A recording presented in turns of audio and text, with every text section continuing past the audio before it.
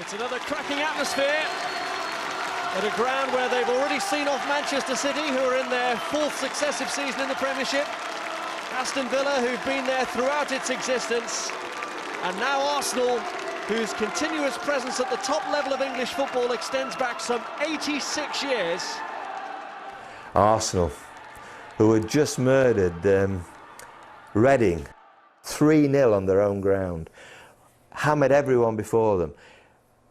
They played one or two youngsters, but I mean the team they played that day was virtually the team that won at the Bernabeu against Real Madrid. And I'll tell you what, we played magnificent.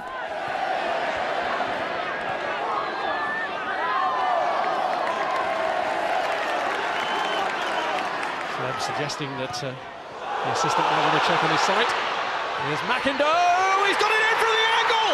Doncaster take the lead, and it's Michael McIndoe who's the hero again! Unbelievable skill, absolute quality, but the layup from Heffernan is magnificent to him. And then you thought he delayed it too much because he should have put the strike away, but did he delay it too much? Not at all. What a magnificent start. This is unbelievable. Watch this touch from Heffernan. Look at that. There you go, pal. It's in your path. Now you can deal with it. Are the defenders going to come across and get you? Not a chance. Senderos is there, but he's not there really because he takes it away from him with that right foot at the tightest of possible angles. Can he slip it in between the post and Almunia? Well, there's the answer. It goes under the arm, off the post, and into the back of the net. Look at the celebrations. Here we go. We're on our way already. Benna, Lupoli, and it's Song. Lupoli finding himself crowded out, so he has to find Owusu-Agbay here. Here's Hleb. Owusu-Agbay looks for the gap, and it's struck Thornton, and it's gone in. Heartbreak for Doncaster, who've held out from the 4th minute to the 63rd, but an unlucky deflection from Sean Thornton proves their undoing. Well, if you don't shoot, you can't score, and it doesn't matter how they go in as far as Arsenal are concerned. It is exactly what they needed. As you said, it's been hard work, it's been difficult for them. It's not been easy whatsoever, and Sean Thornton just turns his back on that strike, and once it leaves the backs of his legs, he's wondering where it's going to go. So is his goalkeeper, but what it does, it just lodges itself inside that near post with the goalkeeper no chance whatsoever. Look at the anguish on the faces of those. David Penny can't believe it. Here's McDade. Now McIndoe. It was a decent ball, Senderos, and the goalkeeper to mix up, and Roberts has pounced. He's only just come on, and he's got Doncaster now in pole position to get through. Well, what is Senderos doing? He still waits for his goalkeeper after he's made the interception, but Neil Roberts, as you quite rightly said, what an impact that is. That's unbelievable. McIndoe at last in the final third. It's a tight decision whether he's onside. Once he gets there, he produces the cross. Now go and deal with it. No, I'll wait for Neil Roberts to come in.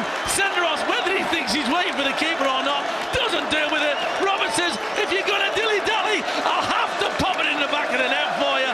And it's on cue just now to take it off his feet and put Doncaster back in front. Well, I owe him an apology. It's Green. It's Paul Green who pounced.